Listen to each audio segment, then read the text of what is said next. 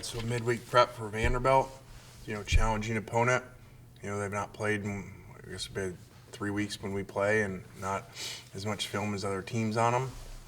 So, these guys are dangerous. They played A&M extremely well, one score game, and right there in it, and shut them down a lot of the games. So,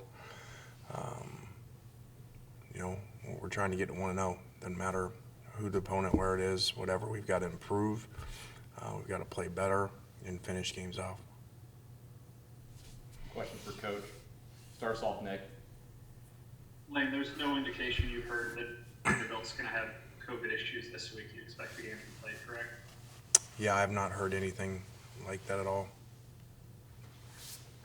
Go ahead, Parrish. Lane, have you had any COVID cases pop up that could put the game in jeopardy on your end? We have not. We actually yesterday we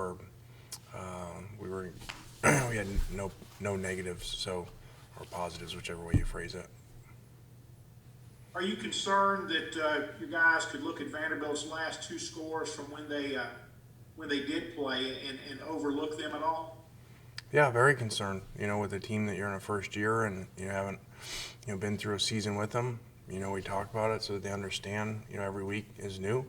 Look at our season.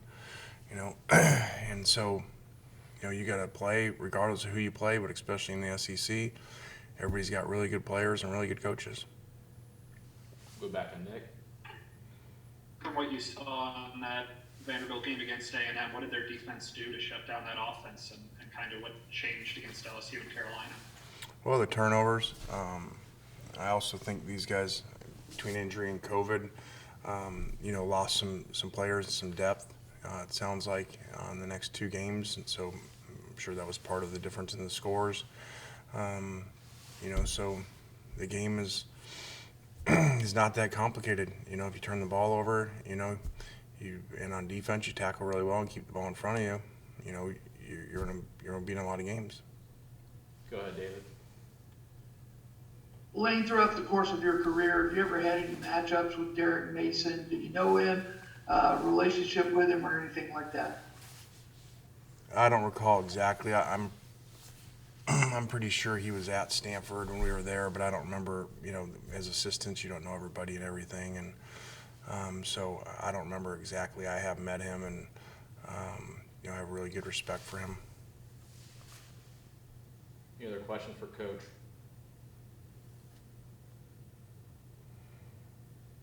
Go ahead, Neil.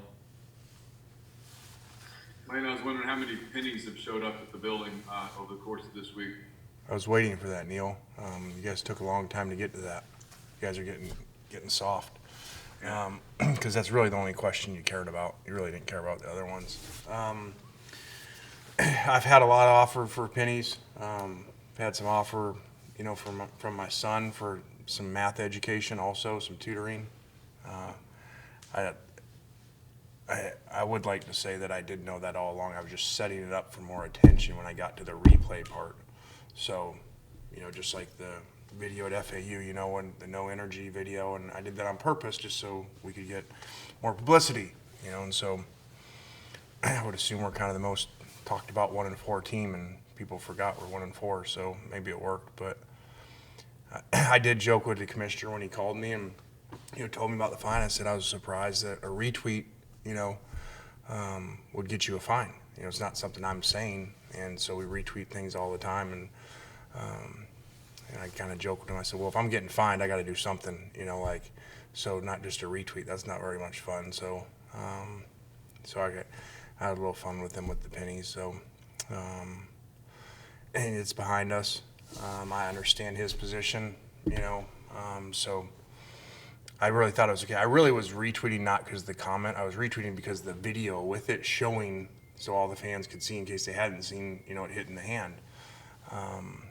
I'd gotten fined at Conference USA, much less money, by the way, but because I retweeted, the blind refs with the scene dogs after one of our games.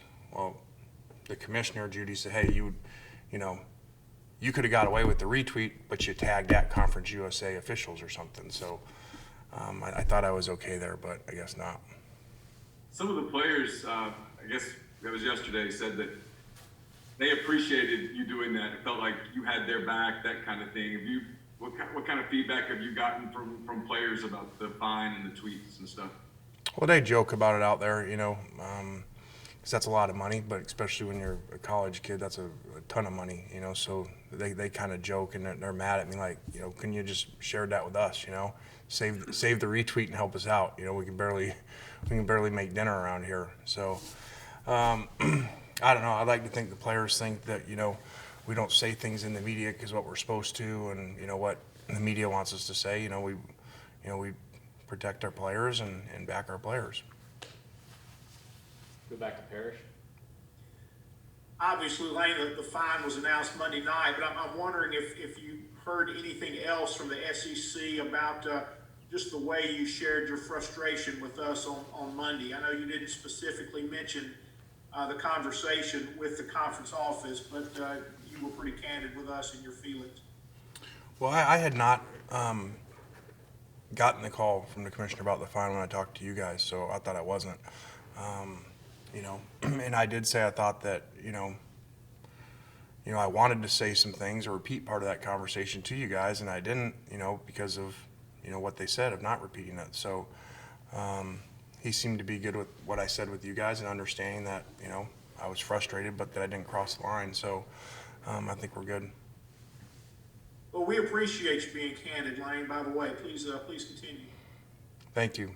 And if you can bring some pennies down, Parrish, that would help, because it's real easy to say that until you put your money where your mouth is. Go back to David.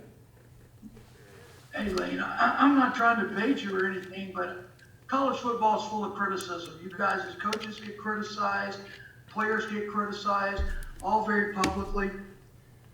I mean, how is it fair that the officials are not subject to the same level of criticism that you guys are? They're an essential part of the game.